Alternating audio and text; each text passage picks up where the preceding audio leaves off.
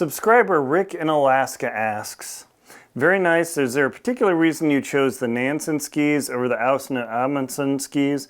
Also, wouldn't full skins work better for steeper slopes in rough terrain? Good question. One of the viewers, Rick Vanriel 6718, talked about the Ausland Gamay skis are a little bit more versatile, but the flip side, and very critically, the Nansen skis are very stable. So let me talk about why I chose Nansen skis over any of the other skis. And I use these skis in particular in Greenland, and I used my other Nansens that I've since beat to heck in Antarctica and in several Yellowstone expeditions. So one of the reasons that I chose the Nansen skis way back when is that Gamay skis simply didn't exist. The Ausland skis might have existed 12 plus years ago, but stability is everything. Now, you might think, well, I need a full skin for more grip. You don't want a full skin for long expeditions, like 100 mile, 300 mile, or 160 kilometer, 300 kilometer, because a full skin adds so much more drag to your ski trekking rather than a kicker skin. I'm gonna stab my ceiling here in my studio. Let me show you what a kicker skin looks like. And this is a key aspect of this, is it comes with this plate. Nowadays it comes with a plastic plate. I used the pure nylon, or the nylon blended mohair skin. That was a mistake. I should have used the pure mohair skin. My buddy Terry, he used the pure mohair from what I could tell. Nylon ices up, in my experience, worse than mohair. That sucks, because I had globs of ice, he didn't.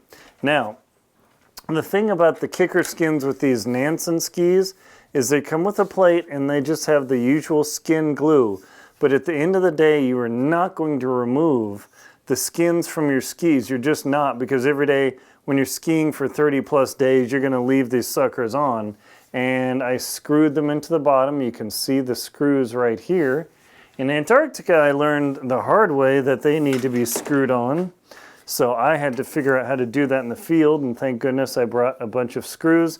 I've seen people strap these down, because what happens is, as you're going along and you snag a piece of sastrugi or something, it actually snags the skin and shoop, and there goes your traction, and now what are you gonna do?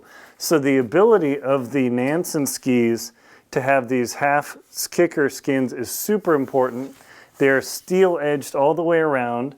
And to the point about the rocker in the skis, for long distance travel, I don't want hardly any rocker at all.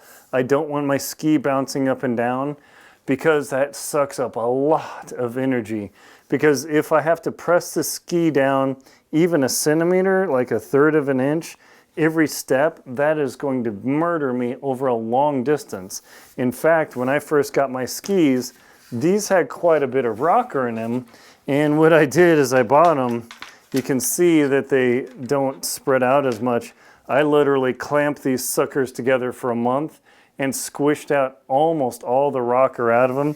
There's still some, or cant in here, or the rocker in the tip. I mean, you can see the tip design has changed. But sorry, not the rocker, the camber. The camber I've squished out as much as I can, but you can see the new design. Let me see if I can pull them back here. The new design, this is the old, this is the new. These go over the sastrugi even better than the old Nansen design. So they have bigger old school tips.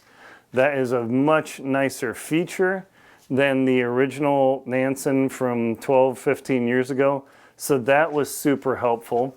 Now, as far as sastrugi, you'd be amazed what a kicker skin can do. I towed 330 pounds or 180 kilos, whatever it is, with kicker skins all the way across Antarctica. I towed 170 pounds or thereabouts, or 70 kilos across Greenland in super tough conditions with kicker skins. It is super rare for me to get on sastrugi where I can't get some purchase in the middle of my ski. I've seen people skiing across Yellowstone with full skin skis, like my Dynafit 97s there, and they're, I mean, just misery in the misery pit. With kicker skins, you have all the glide of the surface area on the ski here, on the tip and the tail, and you only have grip where you really need it. Because if you look at Rossignol skis here, you'll see these guys too, the scale pattern's very worn out, but they only have a scale pattern right there. So from here to here is the scale pattern, and the rest doesn't have a scale pattern. There is no reason, unless you're climbing crazy steep hills, to have a full skin on your ski. On my Dynafits here, these bad boys, when I put them on and I put my skins on, they cover the entire ski, and I can go up stuff like 35% grade max. That's pretty steep, maybe 30%. It's super, super steep, but no problem. I'm trading traction, going very steep, versus long distance glide. And that is the difference of why I chose the Nansen skis over any of the others. Plus, I know exactly how they perform, I know exactly how they glide, and I didn't want to try something totally new and different. Now, could you get some other skis and perform just fine? Like with the Gamay skis, Alexander Gamay made it to the South Pole and back the year before I did. Probably just fine. But you can see the difference in how much they've changed the design to be more of an old school, cranking this tip way, way higher with steel again all the way around the edges. And only no steel in the tail. They just have the plastic core right there, so that bangs into the ice a lot better than my Rossignols. You punch those into the ice, it breaks those dang the tails off really badly. These don't break off at all. This has been punched into the ice, I don't know, I lost count so many times, like for months, and they work super great.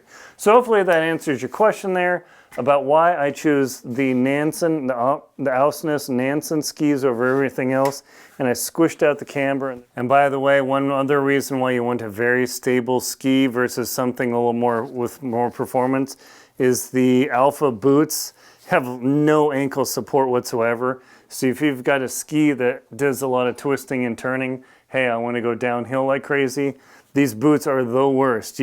I mean, I tried to carve and turn just in Jackson Hole with my Nansen skis with this, and all I did is eat it all the time.